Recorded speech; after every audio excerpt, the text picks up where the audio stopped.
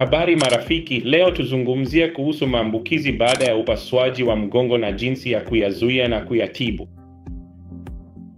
Kwa kawaida, tunaona kwamba kiwango cha maambukizi baada ya upasuaji wa mgongo, hata katika kituo kizuri cha upasuaji wa mgongo, kiko kati ya 0.5 hadi 3.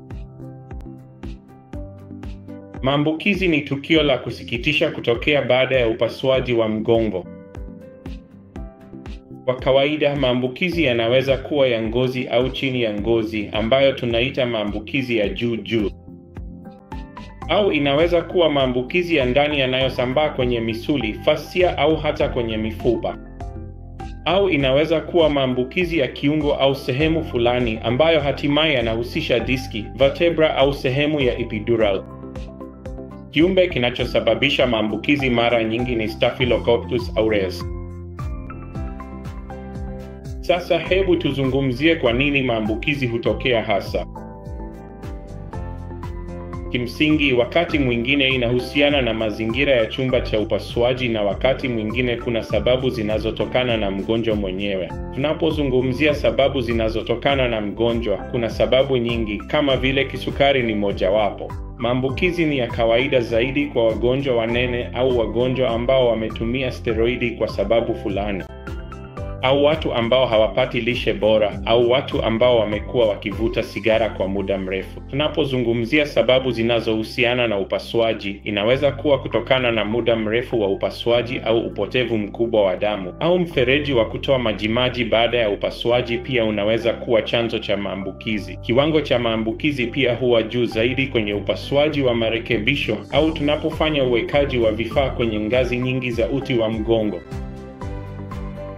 Hivyo, kila wakati wagonjwa wanapokuja kwetu kwa ajili ya upasuaji wa uti wa mgongo uliofanikiwa, tunahitaji kufanya kazi katika nyanja zote. Kwa upande wa mgonjwa, tunamwomba mgonjwa adhibiti sukari yake vizuri. Kama mgonjwa ni mnene, tunamshauri apunguze uzito kama inawezekana. Kwa kawaida, tunasitisha matumizi ya steroidi siku 3 hadi 5 kabla ya upasuaji na pia kwa kipindi fulani baada ya upasuaji.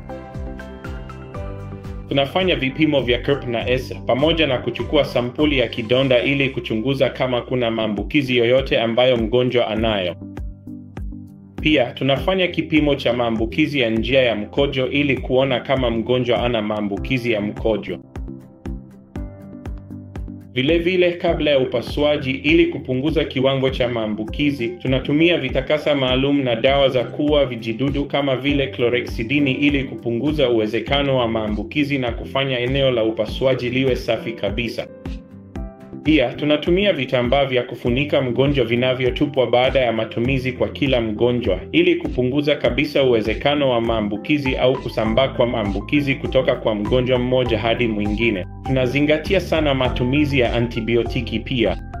Kwa hiyo tunatoa dozi moja, dakika 30 hadi 60 kabla ya kukata ngozi, dozi moja wakati mgonjwa analazwa, na baada ya upasuaji kwa kipindi cha siku 3 hadi 5. Tunaendelea na antibiotiki kadri inavyohitajika. Haya yote kwa pamoja husababisha kiwango cha chini cha maambukizi kwenye upasuaji wa mgongo. Hata hivyo, wakati mwingine kutokana na sababu zisizotarajiwa au hali mbaya, maambukizi yanaweza kutokea. Kama maambukizi yatatokea, ni bora kuyashughulikia mapema iwezekanavyo. Kwa kawaida, tunategemea MRI yenye contrast ili kuona kama kuna maambukizi. Tunajaribu kukabiliana nayo mapema iwezekanavyo. Inaweza kuwa kwa njia ya kusafisha kidonda, debridement. Debridement ni mchakato wa usafishaji ambapo tunasafisha kidonda au kuondoa maambukizi kwenye kidonda.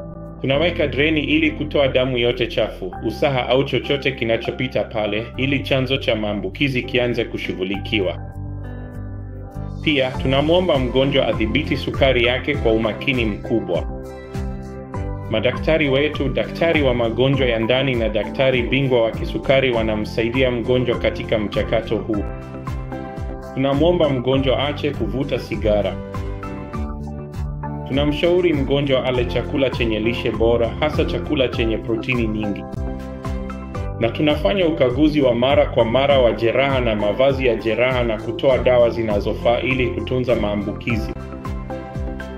Kwa hivyo ikiwa unaugua maambukizo baada ya upasuaji wa mgongo, hakika ni tukio la bahati mbaya kutokea, lakini linaweza kudhibitiwa. Kwa hivyo usijali, ona daktari wako wa upasuaji wa mgongo, na hatua yoyote bora anayokupendekezea fanya hivyo.